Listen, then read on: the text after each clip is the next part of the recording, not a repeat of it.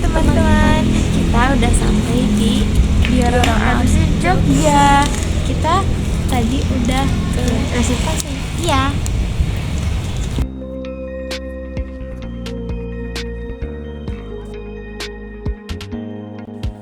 Nah, kita sudah sampai. Kita masuk dan mau ambil ID card. Ini untuk terima ID cardnya. Nanti ID cardnya bisa dikembalikan jika tripnya sudah selesai. Tunggu dulu ya. Terima kasih. Setelah itu kita nunggu jadwal trip kita.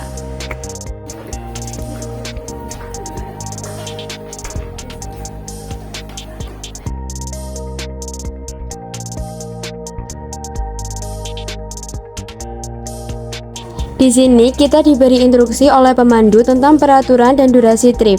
Untuk tripnya kita menghabiskan waktu kurang lebih 90 menit. Dan peraturannya kita tidak boleh memegang yang dipamerkan dan tidak boleh memotret dengan jarak yang terlalu dekat.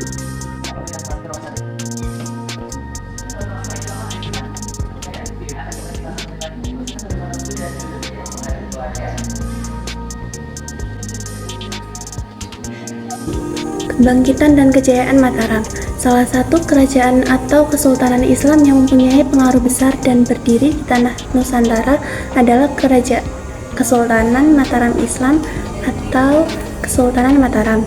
Di ruang ini mengisahkan tentang berdirinya Kerajaan Mataram di tengah hutan Mentawai di bawah pimpinan Panembahan Senopati atau Danang Sutawijaya pada tahun 1587 hingga masa kejayaannya di bawah kekuasaan Sultan Agung.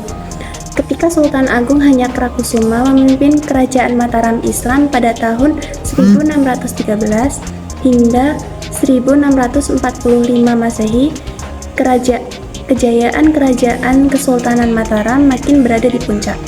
Di eranya, Sultan Agung berhasil menguasai banyak daerah kekuasaan di berbagai wilayah di Jawa.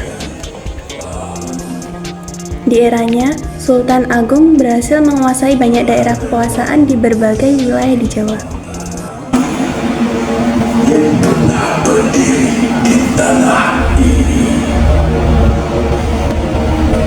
Prahara Mataram dan intervensi VOC.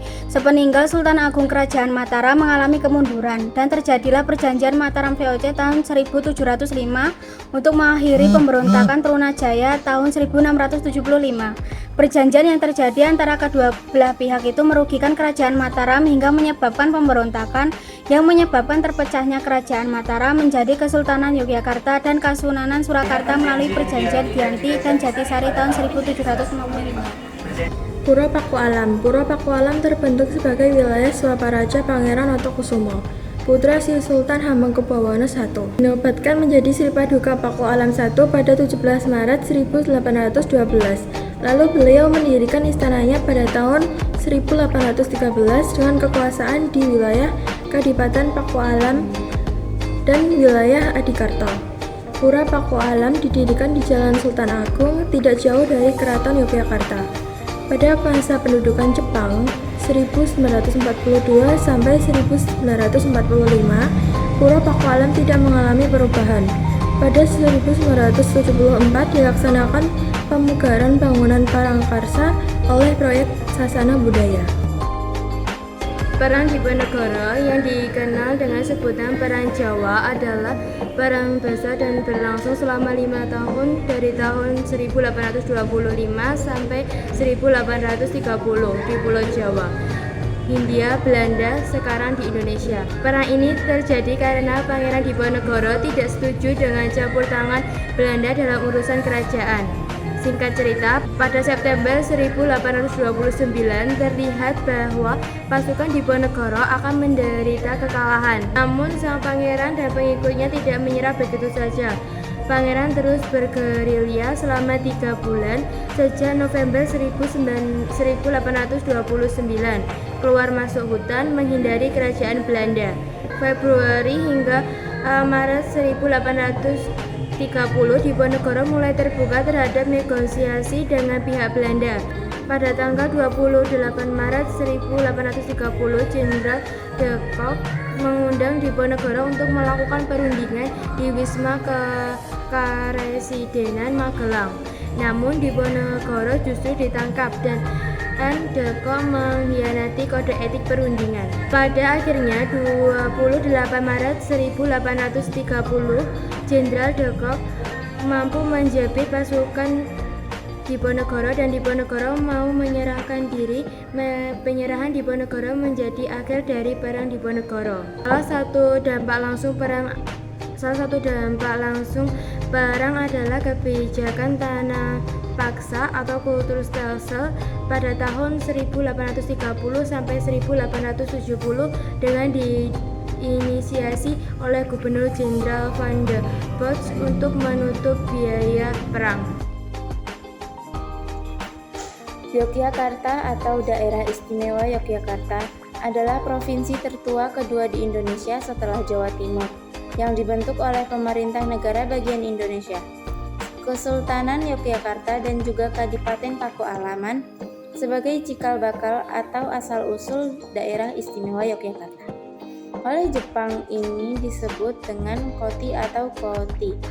Yogyakarta memiliki monumen yang sangat khas, yaitu Tugu Palputih. Monumen ini dibangun oleh Sri Sultan Hamengkubuwono I pada tahun 1755. Dikenal sebagai Tugu Golok Gilik.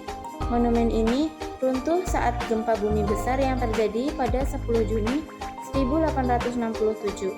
Pada tahun 1889, pemerintah kolonial Hindia Belanda merenovasi monumen dengan bentuk persegi.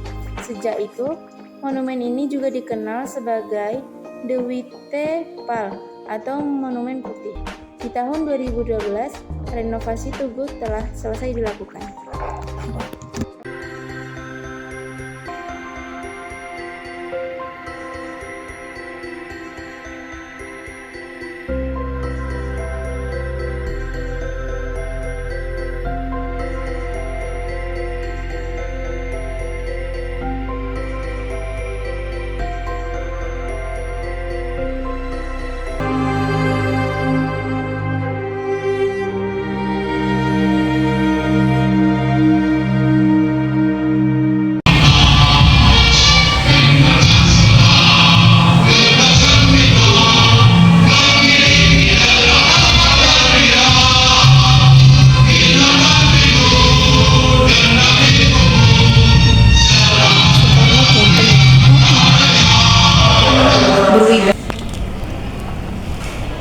Jadi itu trip kita selama di diorama. Semoga video ini bermanfaat untuk kalian. Dadah.